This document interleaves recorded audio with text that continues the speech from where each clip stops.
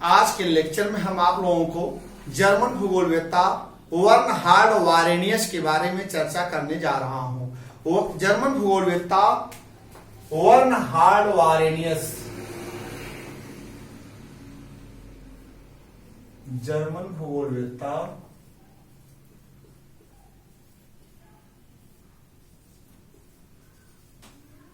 है 1622 ईस्वी से लेकर के 1650 ईस्वी तक, अर्थात 1622 ईस्वी में इनका जन्म हुआ था और 1650 ईस्वी में इनकी मृत्यु हो गई थी। 28 वर्ष की आयु में इनकी मृत्यु हो गई थी, अल्पायु में ही मृत्यु हो गई थी। अब देखिए 18वीं शताब्दी के मध्य में भूगोल ने एक वैज्ञानिकता की नींव रखी। तभी से कहने का आशय यह है कि 1622 ईस्वी में बर्नहार्ड वारेनियस ने 18वीं शताब्दी के मध्य में भूगोल में एक वैज्ञानिकता की नींव रख दी और भूगोल को एक अलग शाखा के रूप में अध्ययन किया जाने लगा। तो बर्नहार्ड वारेनियस ने सर्वप्रथम भूगोल में को एक अलग शाखा के रूप में अध्ययन किया। तभी से आज पूछा भी जाता है परीक्षाओं में कि भूगोल एक अलग शाखा के रूप में कब प्रतिपादित हुई थी। तो भूगोल एक अलग शाखा के रूप में 18वीं शताब्दी के मध्य में भूगोल एक अलग शाखा के रूप में अध्ययन किया जाने लगा। तो अब बर्नहार्ड वारेनियस जो थे ये मध्य 18वीं शताब्दी के अच्छे जागरफर थे। अब हम आपको बता दें इनकी कौन कौन सी रचनाएं थी। अब देखिए बर्नहार्ड वारेनियस की रचनाएं अब इनकी मुख्य रचना जो है एक सन 1649 ईस्वी में जापान का इतिहास एवं भूगोल। सन 1649 ईस्वी में जापान का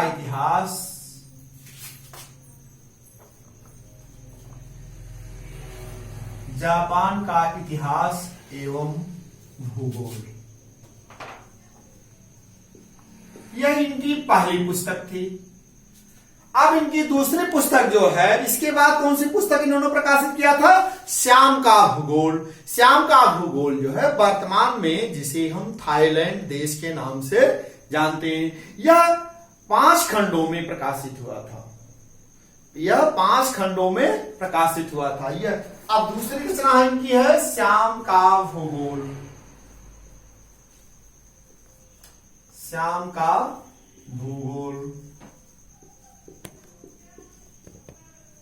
वर्तमान में से थाईलैंड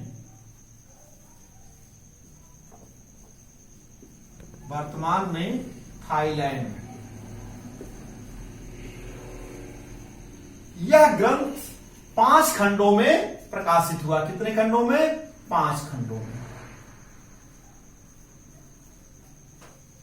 यह 5 खंडों में प्रकाशित हुआ। इसके बाद इनकी कौन सी रचना हुई थी? तीसरी रचना, जो सबसे महत्वपूर्ण रचना मानी जाती है।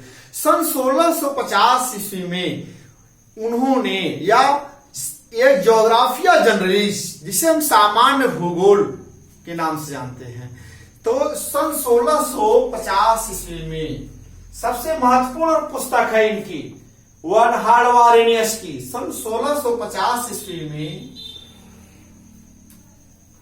सामान्य भूगोल,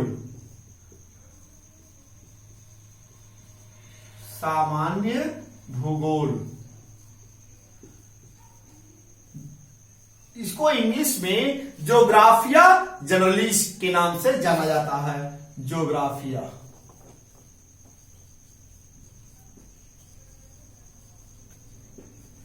ज्योग्राफिया जनरलिस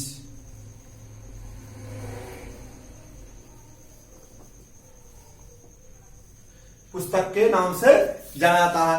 अब यह 2 भागों में डिवाइड है। यह कितने भागों में डिवाइड है? 2 भागों में। पहला क्या है आपका है सामान्य या सार्वभौमिक भूगोल, या सामान्य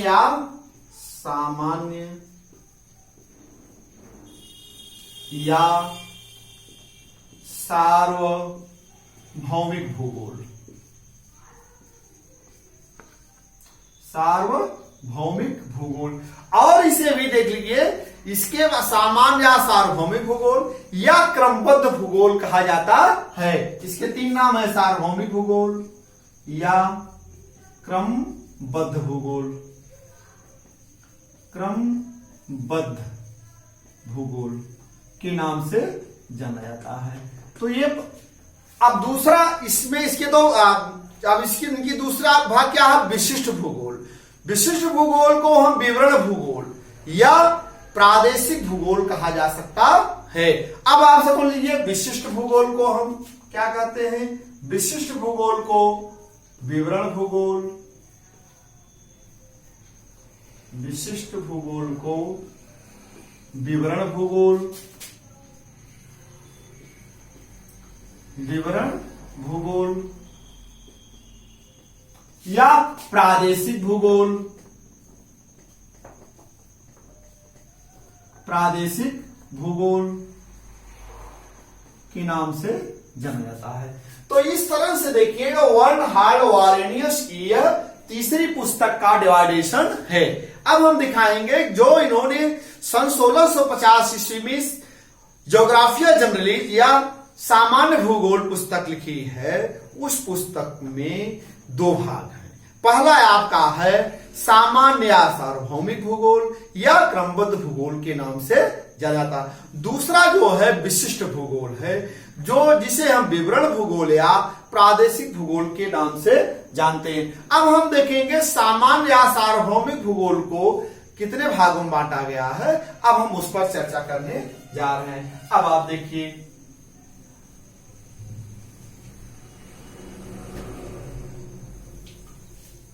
सामान्य या सार्वभौमिक भूगोल को 3 भागों में बांटा गया है। सामान्य या सार्वभौमिक भूगोल को कितने भागों में बांटा गया है, 3 भागों में बांटा गया है। पहला आपका क्या है, निरपेक्ष भाग। इस पहला क्या है, निरपेक्ष भाग, निरपेक्ष भाग। अब निरपेक्ष भाग में किसका अध्ययन करते हैं, इसमें संपूर्ण पृथ्वी के पार्थिव भाग का अध्ययन किया जाता है। निरपेक्ष भाग में, निरपेक्ष भाग के अंतर्गत इसमें संपूर्ण पृथ्वी के पार्थिव भाग का अध्ययन किया जाता है, जैसे पर्वत, पठार, मैदान, नदी, झील, सागर, इन सब का हम अध्ययन करते हैं।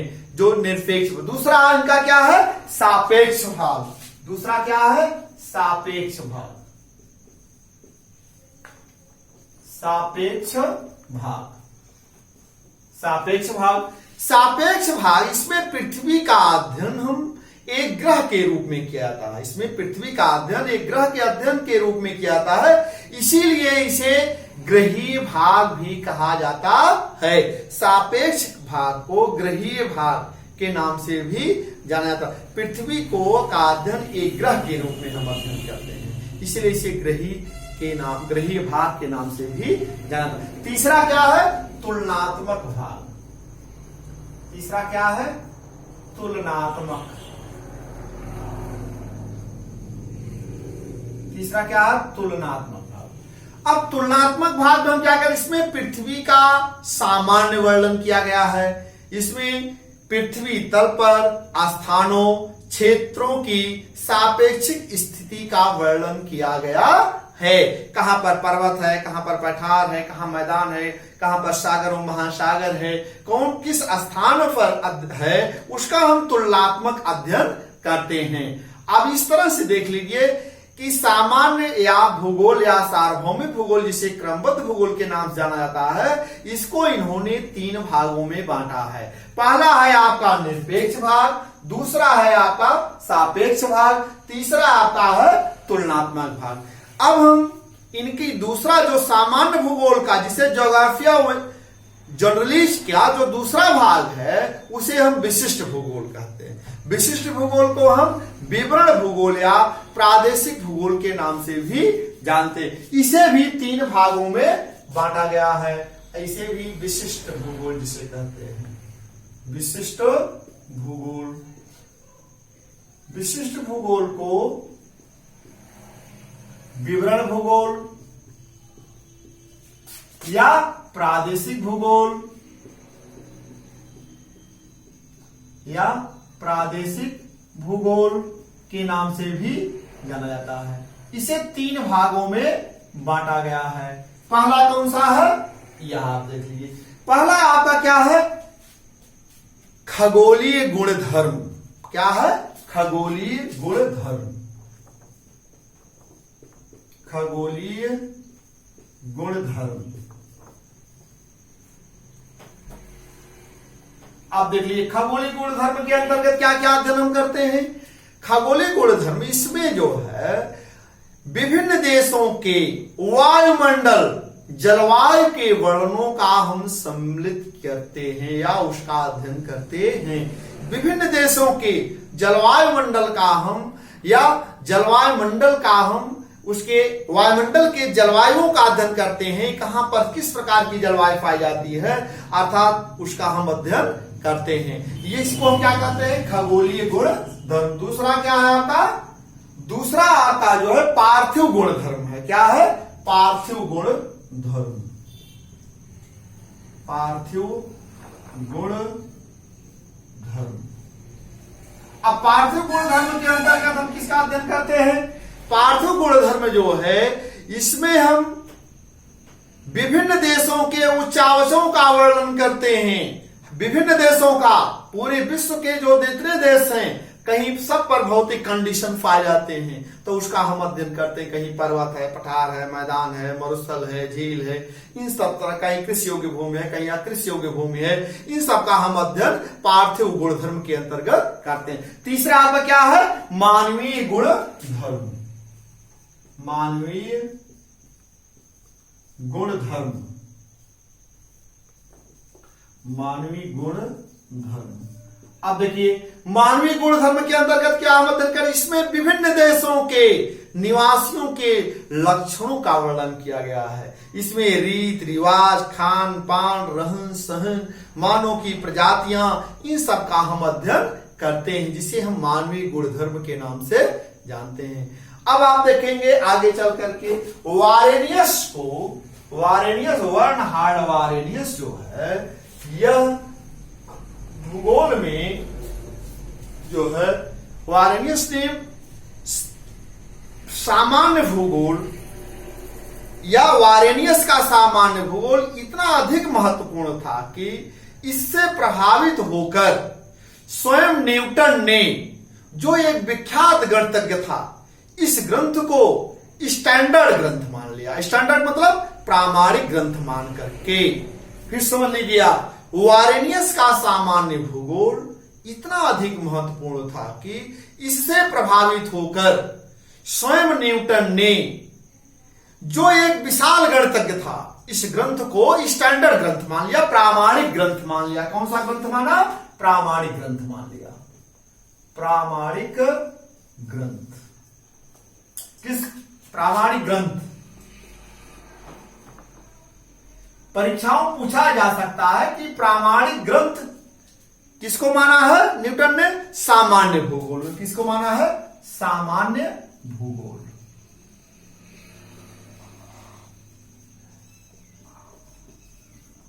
सामान्य भूगोल।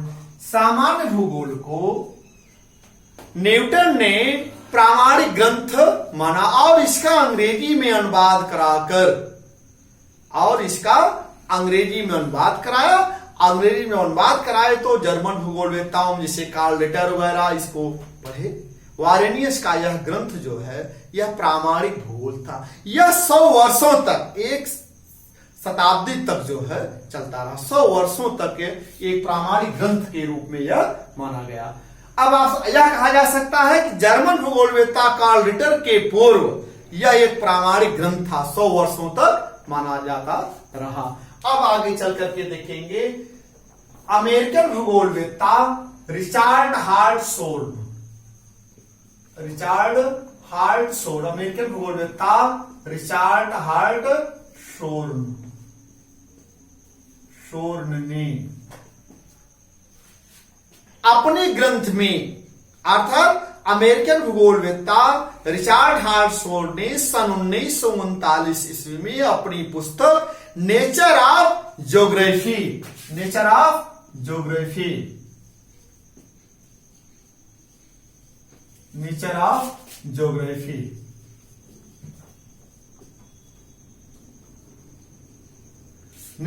ज्योग्राफी में लिखा है कि वारेनियस के कार्य का मूल्यांकन करते हुए उन्होंने लिखा है कि क्रमबद्ध भूगोल पर सबसे प्रथम ग्रंथ वारेनियस ने लिखा था।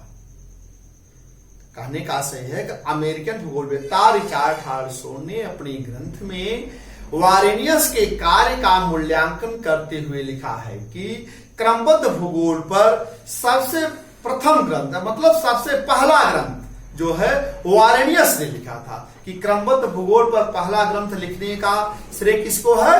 वारेनियस को है। तो फिर भी वारेनियस को क्रमबद्ध भूगोल का जनक माना जाता है। वारेनियस को क्रमबद्ध भूगोल का जनक माना जाता है। ये आपका क्रमबद्ध भूगोल का जनक माना जाता है।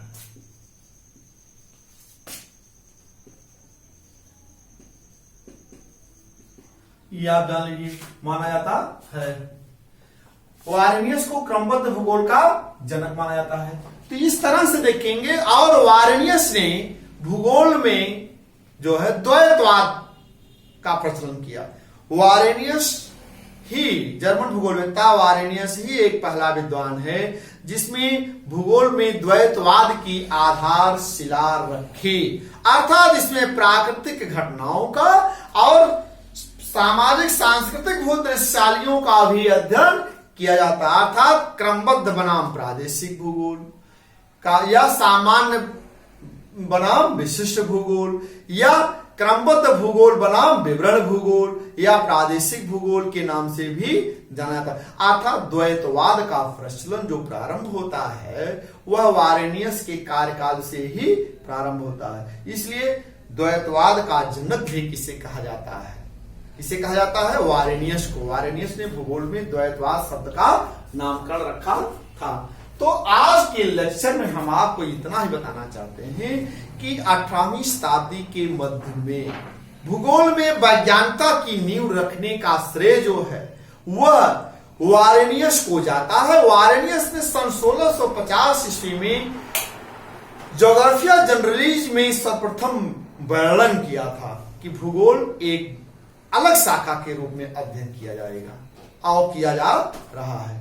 आज के लेक्चर में हम आपको यहां तक ही बता रहे हैं। अगले लेक्चर में हम आपको जर्मन भूगोलवेत्ता इमैनुअल कांट के बारे में चर्चा करेंगे। ठीक है, धन्यवाद।